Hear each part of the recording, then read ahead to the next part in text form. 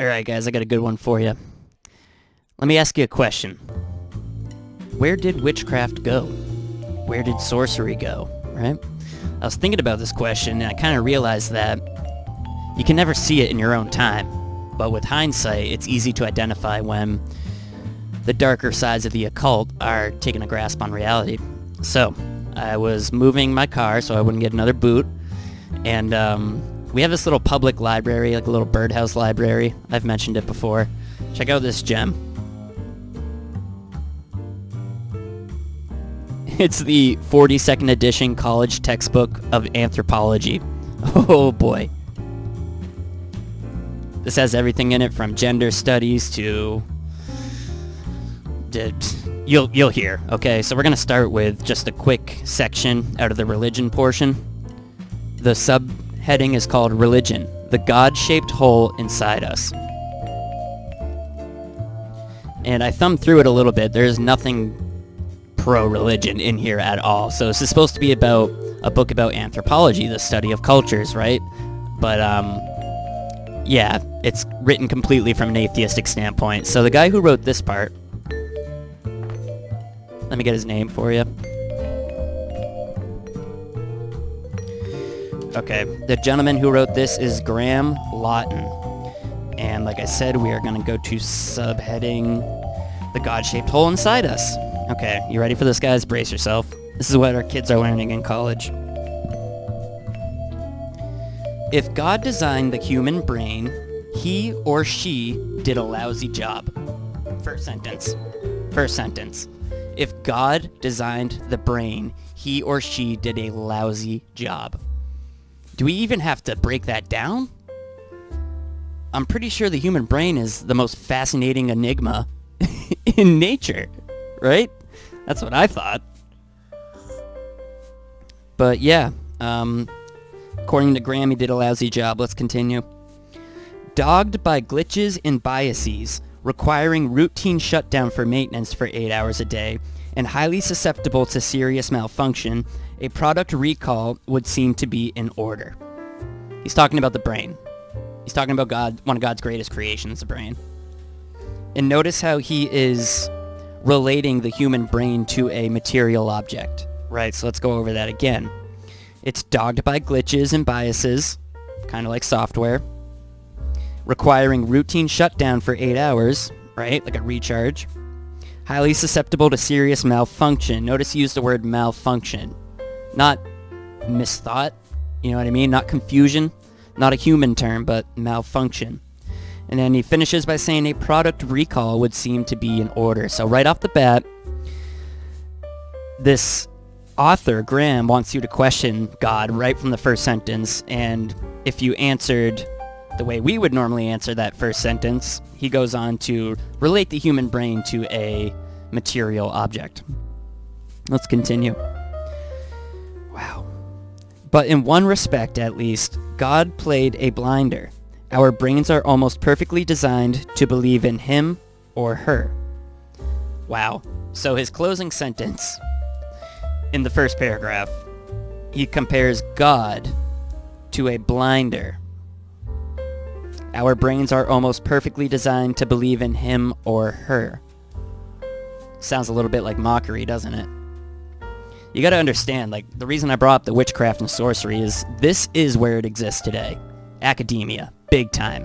100%. I mean, every good college campus is just bathed in Masonic imagery and Masonic architecture, and, you know, where does all this cultural production come from? It comes from academia. And I know I've mentioned it. We do have to do a Tavistock episode and, you know, an episode about the Frankfurt School and who came up with all of this society that we live in. Who created the Matrix, right?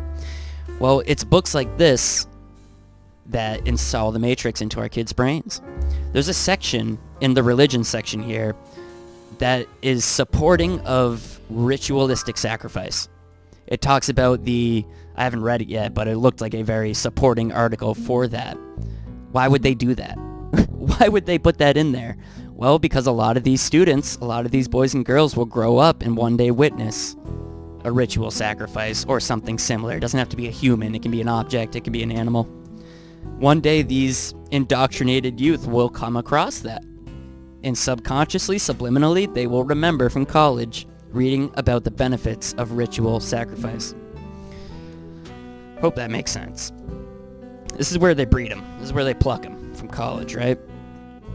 Alright, second paragraph. Almost everybody who has ever lived has believed in some kind of deity. Even in today's enlightened and materialistic times, atheism remains a minority pursuit requiring hard intellectual graft. Okay, interesting.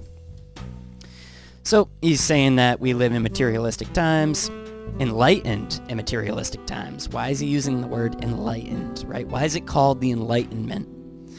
Because it's all about light. It's all about stars, right? Where does light come from? It comes from stars, ultimately. And who is Lucifer? He is the morning star, right? So the Age of Enlightenment has multiple interpretations. All right, let's continue. Even committed atheists easily fall prey to supernatural ideas. Religious belief, in contrast, appears to be intuitive.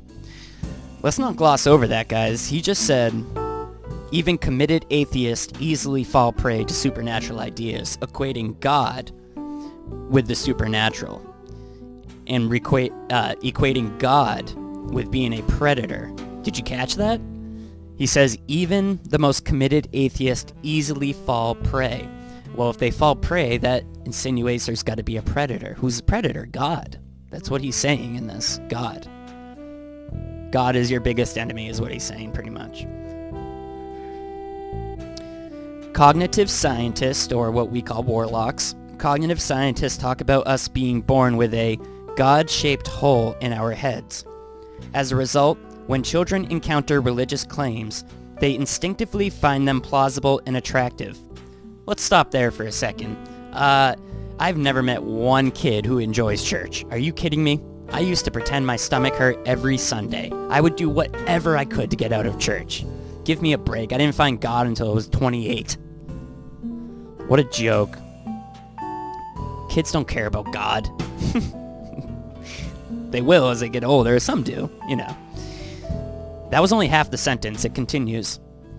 And the whole is rapidly filled by the details of whatever religious culture they happen to be born into. Fill in the hole, right? What does that remind you of? Digging, shovel, dirt. He's trying to equate God to dirt. You know how much this book probably cost? Probably over $100. Alright, the warlock continues. When told that there is an invisible entity that watches over them, intervenes in their lives, and passes moral judgment on them, most unthinkingly accept it. Ditto the idea that the same entity is directing events and that everything that happens is for a reason. Oh my gosh, dude. How do you know, Graham? How do you know there isn't an invisible person watching over us, dictating everything that happens? How do you know? Because your malfunctioning, crappy brain that God gave you is telling you so? I find that interesting that the whole thing opens up with saying that the brain is a terrible invention, one of God's worst inventions. And then over here, this guy's using his brain to come up with the idea that he knows where everything came from and where everything's going. Is that not ridiculous? Okay. Oh my gosh, the next paragraph starts with, "This is not brainwashing. Period. Mockery. This book is brainwashing." The whole point of this Masonic Luciferian matrix we live in is to get you to think God is not real. And that should shock all of you. That should tell you guys that, hey, maybe there's something to this God stuff. And you can find God whatever way you want. I'm not even saying you have to be a Christian. I'm just telling you that we are meant for way bigger things, and we are capable of amazing things that we wouldn't even imagine we're capable of. Their whole life, this whole matrix we live in, the whole point of it is to keep us as slaves. Our potential is limitless.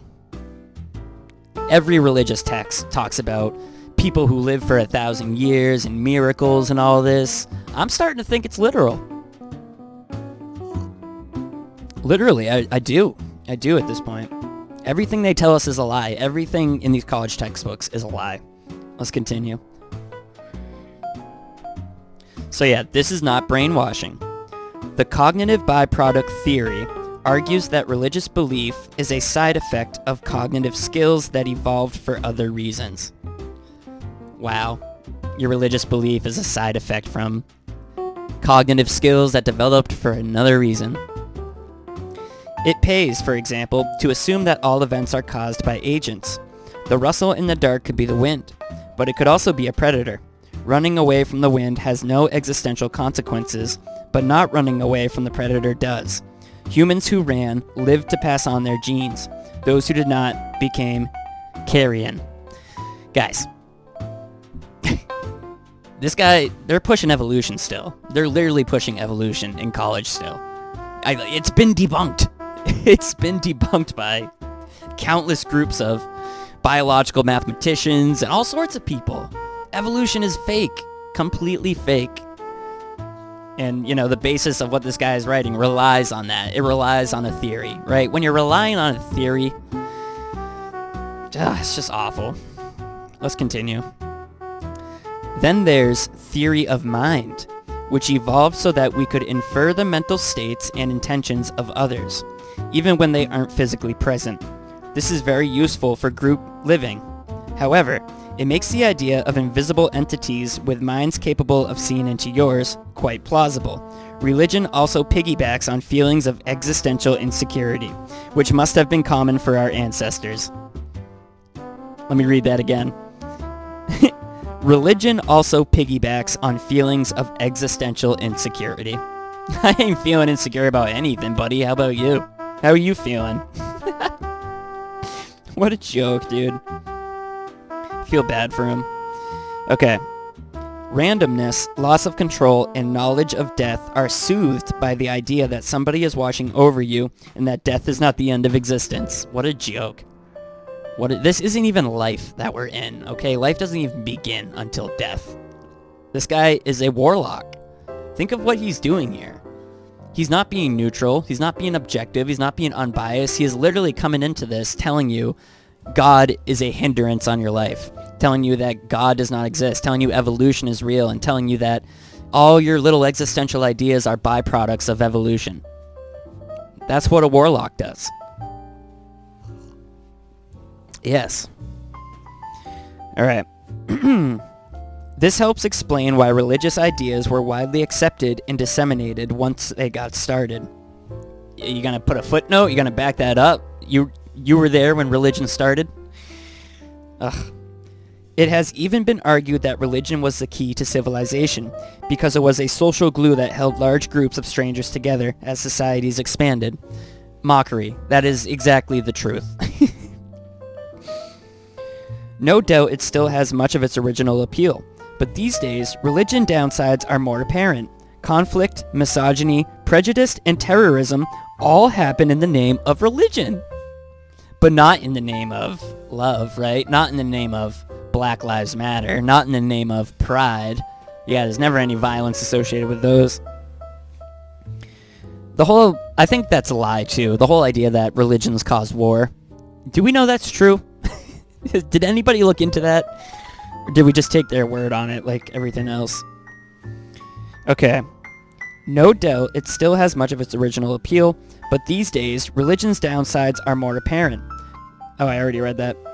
However, as the rise of atheism attests, it is possible to override our deep-seated religious tendencies with rational deliberation. It just takes some mental effort. He's challenging the reader. He's challenging the 18, 19, 20, 21-year-old student to put out some mental effort and try to overcome religion. Anybody watching this have kids in college? How does this make you feel? Crazy, guys. I'm going to read you a little bit of another one. Apparently, this was written right after the Las Vegas shooting that killed quite a few people. I think 58. Let's see, page 39. We know it was an inside job. I'm not even going to go into that. One day I'll do a video about it. But at this point, guys, it's safe to assume they're all inside jobs. And I'm not even being hyperbolic. I'm not even exaggerating. Like, literally, they are all inside jobs. People don't just take guns and go shoot places up. Doesn't really happen that much. Maybe a couple of them are real, but yeah. Ugh, I just watched this documentary called We Need to Talk About Sandy Hook. Wow. You can find it on Archive, not on YouTube. You should probably watch it. That's all I'm going to say. Okay, so now Joe Anderson. Mr. Anderson. What a generic name. This is titled Gun Owners, Ethics, and the Problem of Evil, a response to the Las Vegas shooting. Okay. Oh, do you want to hear the questions that the textbook tells you to think about while you're reading? Okay, after reading this article, you will be able to describe and explain the ethical system employed by many gun owners in their response to instances of mass gun violence. So the excuses we use to keep our guns. 2. Discuss the analogy of sheep, sheepdogs, and wolves as a justification for gun ownership. Describe the 5 stages of mental awareness as a guide for how some gun users feel while armed. What? They're literally, guys, this is witchcraft. They're telling the reader, the young child in college, they're telling this reader that by the end of this stupid article, they're going to be able to read the minds of gun owners. So that when a gun owner tries to justify why they own a gun, no, I read about it already. Sheep, sheepdogs, wolves. Oh yeah, I know the 5 stages of mental awareness. Do you? It's a typo as well. They wrote fell instead of feel. Okay, following the tragic Las Vegas shooting on October 1st, 2017, the American news media were left asking a series of familiar questions. How could this have happened here? What could we have done? News personalities and pundits framed the American public as split into 2 camps. One that favors stricter gun control and another that wants unfettered access to firearms. Witchcraft, guys. He didn't have to use the word unfettered, right? How does unfettered, how does that just make you feel? What's your first vibe off of that word? It's kind of negative. It sounds like far-fetched or facetious. Unfettered sounds like somebody who's off the wall, somebody who can't be stopped, right? This is very tricky witchcraft. Okay. Analysts are recruited to argue one or another side of this dichotomy, moving public discourse no closer to a realistic solution to gun violence. Recently returned to the United Kingdom from San Diego, where I was conducting an ethnographic study of a gun rights activist community, I am also left with a series of difficult questions. Oh my gosh. How could this have happened in such a familiar ethnographic setting? As an academic committed to understanding gun ownership in the United States from an analytical perspective, how can I also retain a genuine emotional connection to a tragedy on such a huge scale? Well, I'd hope that since you're an academic, you would leave emotion out of it, but apparently not.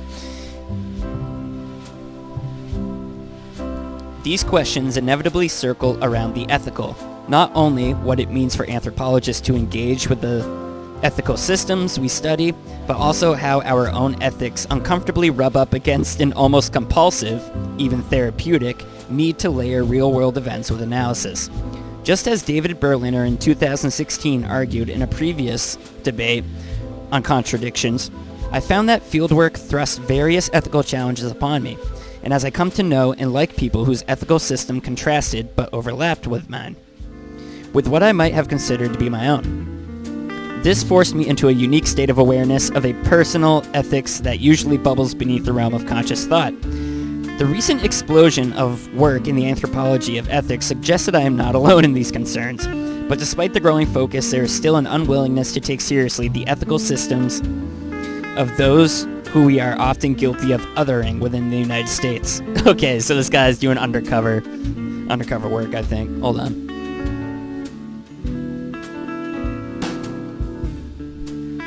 There has been little ethnographic work done on this topic. Oh my gosh, are you kidding me?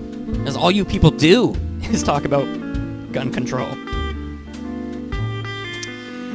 Over the period of 4 years, I've spent 15 months living with gun owners, attending gun rights activist meetings, and learning to shoot with informants, Throughout this time, I avoided looking too deeply into the topic of ethics, as I worried that any description that associated gun ownership with the pursuit of an ethical life might be seen as dealing with the enemy. Who's saying that?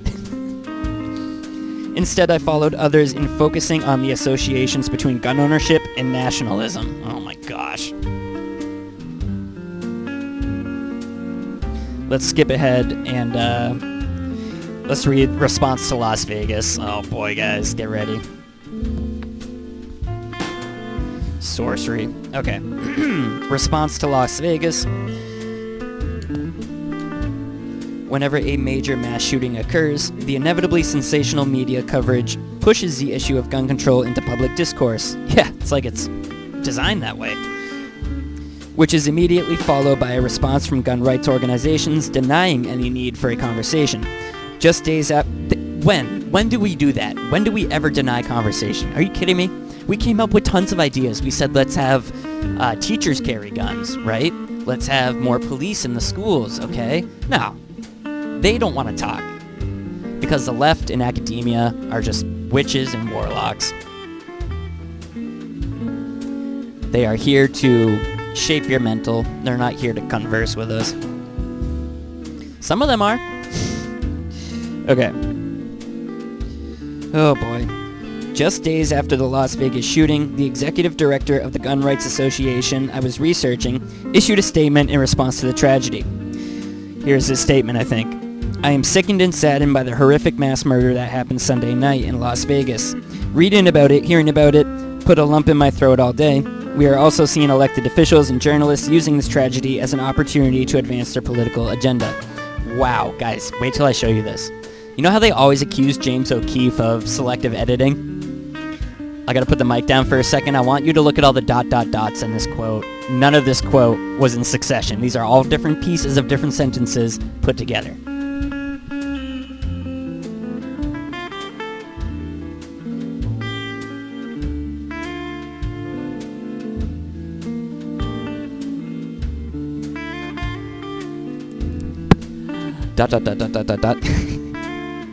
Okay.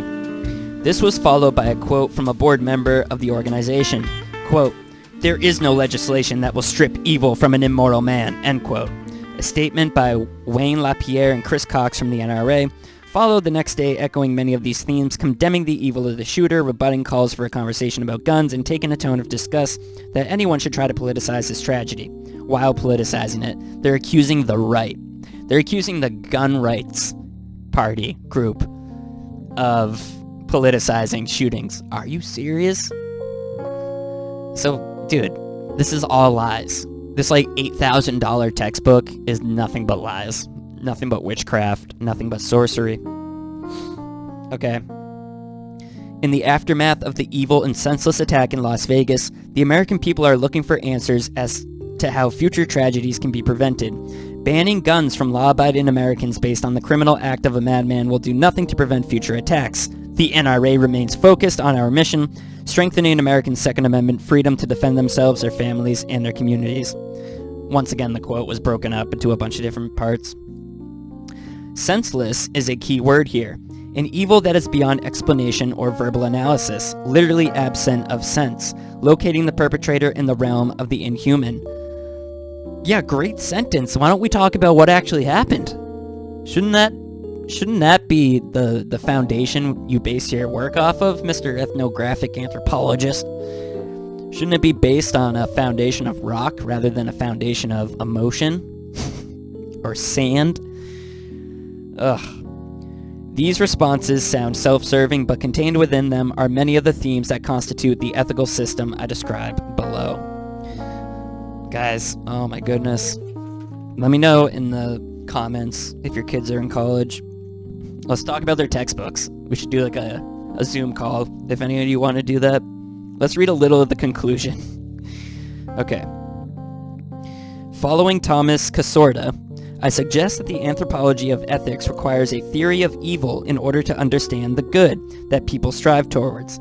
Okay, so now you want to add good and evil to your science. Yeah, I'm sorry, buddy, but all your friends talk about how good and evil are just constructs that were created by evolution, right? What a joke. Okay.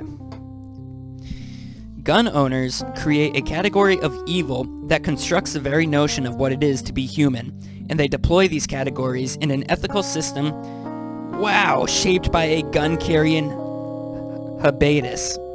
What?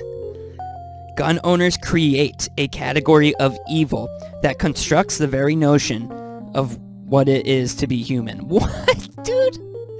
He just labeled an entire group as being responsible for creating evil. Every gun owner. Every one of us. Like, when my tutoring commercial, I talk about Aristotle. Why is Aristotle so important? Because Aristotle's the father of logic. And why is logic important? Because if you learn your logical fallacies, and you learn how arguments are structured, you can pick this stuff apart all day. That's called the argumentum hasty generalization. I don't know the Latin for hasty generalization. But yeah, it's a hasty generalization. It's very simple, right? Holy shnikes. Okay. Oh my gosh, ready? 5 years prior to the attack in Las Vegas, in a response to the Sandy Hook school shooting that left 20 children dead, the NRA's executive vice president, Wayne LaPierre, claimed that our society is populated by an unknown number of genuine monsters. The only thing that can stop a bad guy with a gun is a good guy with a gun. Agreed. It's funny they talk about SH. I don't want to say it again because the video will get pulled. SH and the Las Vegas shooting. It's interesting how they only reference ones that they know the truth about, if you catch my drift, right? It's all part of the PSYOP. According to the NRA in Nevada and the testaments of many of my informants, evil exists in the world in the form of bad guys, a category of inhuman monsters and psychopaths. Only well-trained, ethically prepared good guys can defend against the perpetrators of these evil acts. So, once again, the language. Good guys. Bad guys, right? He's making it sound like we're playing cops and robbers. He's making it sound like gun owners are kids. With monsters like the Las Vegas shooter walking the streets of America, why would gun owners be inclined to hand over what they see as the most effective tool for keeping the wolves at bay? Yeah, good question. In trying to understand my own emotional connection to Las Vegas, I have found myself reaching for a familiar source of comfort in writing this article, the analytical gaze.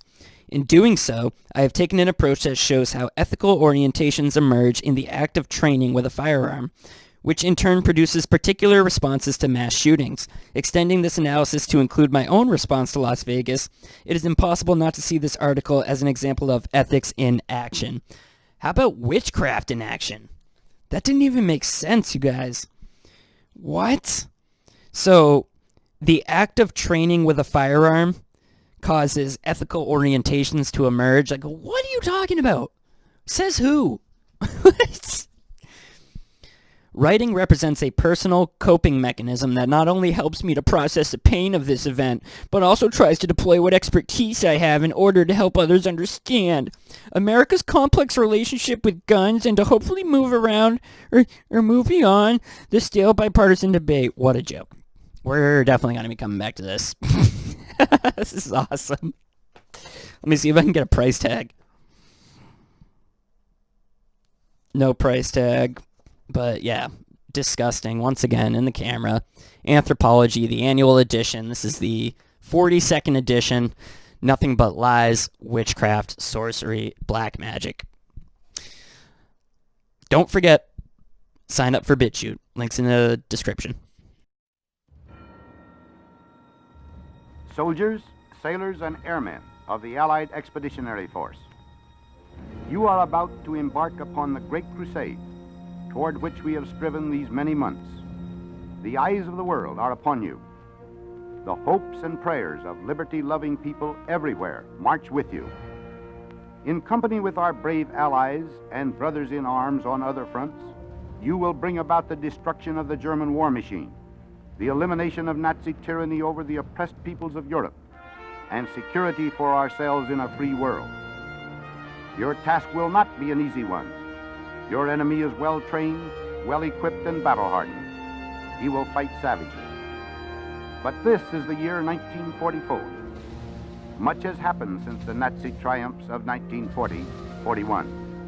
The United Nations have inflicted upon the Germans great defeats, in open battle, man to man. Our air offensive has seriously reduced their strength in the air and their capacity to wage war on the ground.